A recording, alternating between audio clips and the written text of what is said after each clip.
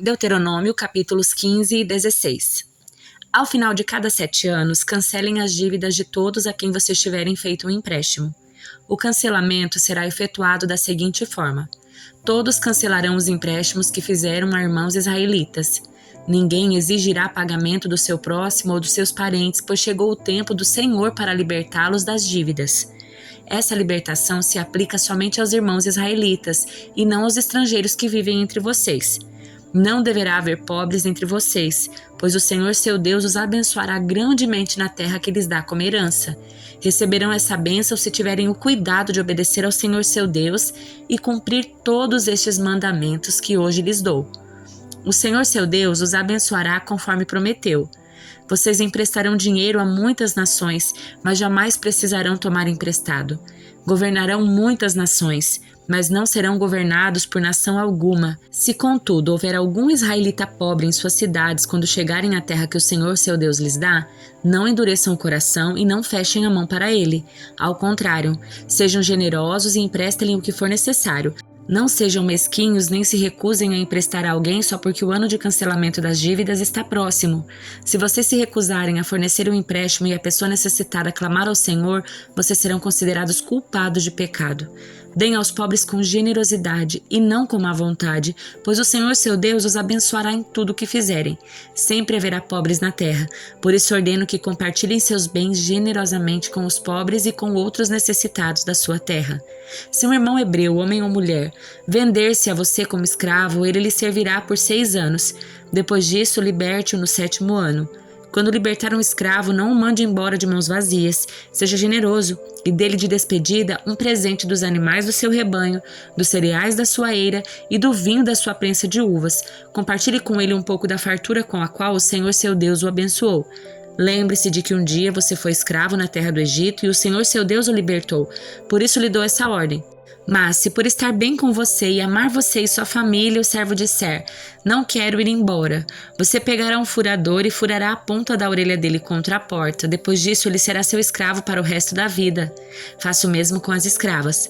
Quando libertar seus escravos, não considere isso uma grande perda. Lembrem-se de que por 6 anos, eles lhes prestaram serviços equivalentes a 2 vezes o salário de empregados contratados, e o Senhor seu Deus o abençoará em tudo que você fizer. Separem para o Senhor seu Deus os machos das primeiras crias do gado e dos rebanhos. Não usem a primeira cria do gado para trabalhar no campo e não tosquiem a primeira cria das ovelhas. Em vez disso, a cada ano, comam esses animais com sua família na presença do Senhor seu Deus, no lugar que ele escolher.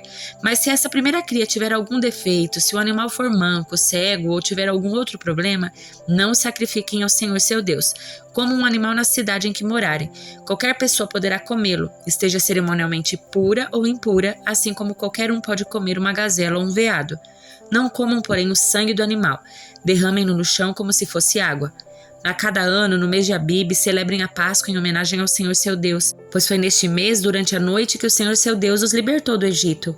O sacrifício de Páscoa será um animal do gado ou do rebanho oferecido ao Senhor seu Deus, no lugar que ele escolher para a habitação do seu nome. Comam o sacrifício com pães sem fermento. Durante 7 dias comam pão sem fermento, como fizeram quando fugiram às pressas do Egito.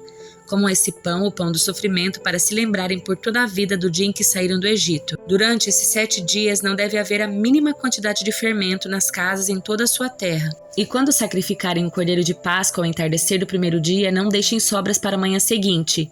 Não ofereçam o sacrifício de Páscoa em nenhuma das cidades que o Senhor seu Deus lhes dá. Ofereçam-no apenas no lugar que o Senhor seu Deus escolher para a habitação do seu nome. Sacrifiquem-no ali ao entardecer enquanto o sol se põe no mesmo período do dia em que saíram do Egito. Assem e comam o cordeiro no lugar que o Senhor seu Deus escolher. Na manhã seguinte, voltem às suas tendas durante os 6 dias seguintes como pão sem fermento. No 7º dia, declarem outra reunião sagrada em homenagem ao Senhor, o seu Deus, e não façam trabalho algum. Contem 7 semanas a partir do dia em que começarem a colheita de cereais. Então celebrem a festa da colheita em homenagem ao Senhor seu Deus. Levem uma oferta voluntária proporcional às bênçãos que receberam dele. Será um tempo de celebração diante do Senhor seu Deus no lugar que ele escolher para a habitação do seu nome. Celebrem com seus filhos e filhas, com seus servos e servas, com os levitas das suas cidades e com os estrangeiros, órfãos e viúvas que vivem entre vocês. Lembrem-se de que um dia vocês foram escravos no Egito e, portanto, tenham cuidado de cumprir todos esses decretos. Celebrem a festa das cabanas durante 7 dias no final da época da colheita, depois que ajuntarem os cereais e prensarem as uvas.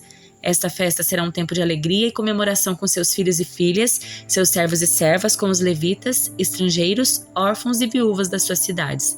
Durante 7 dias, celebrem essa festa em homenagem ao Senhor seu Deus no lugar que Ele escolher, pois Ele é quem os abençoa em todas as suas colheitas e lhes dá sucesso em todo o seu trabalho. Esta festa será um tempo de grande alegria para vocês.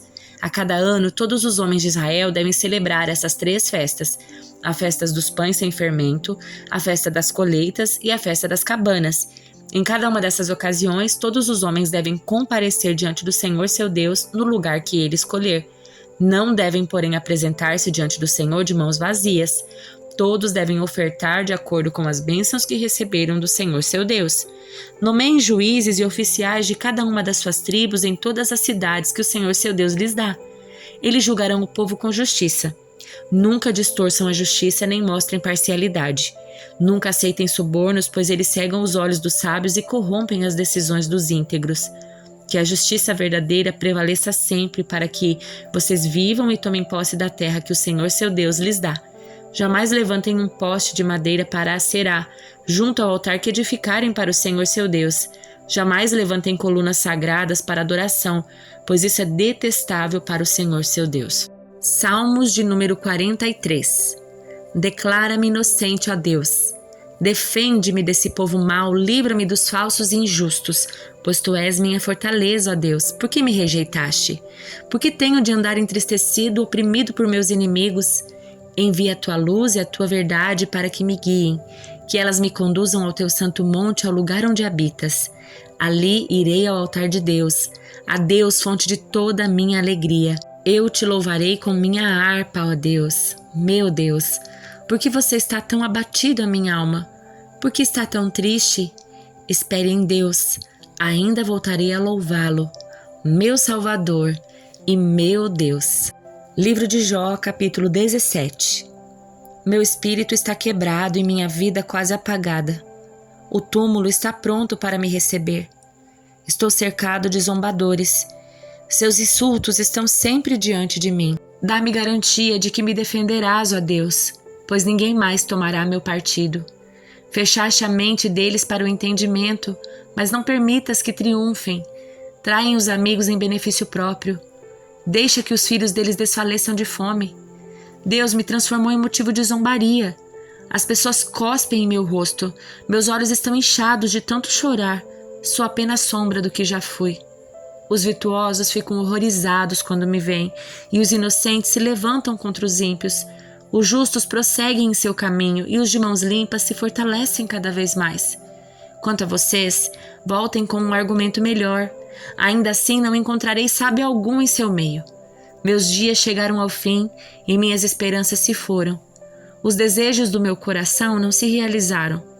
Esses homens dizem que a noite é dia, afirmam que a escuridão é luz. E se eu descer à sepultura e arrumar minha cama na escuridão? E se eu chamar o túmulo de pai e o verme de mãe ou irmã? Onde está então minha esperança? Há alguém que possa encontrá-la? Não. Minha esperança descerá comigo à sepultura. Descansaremos juntos no pó.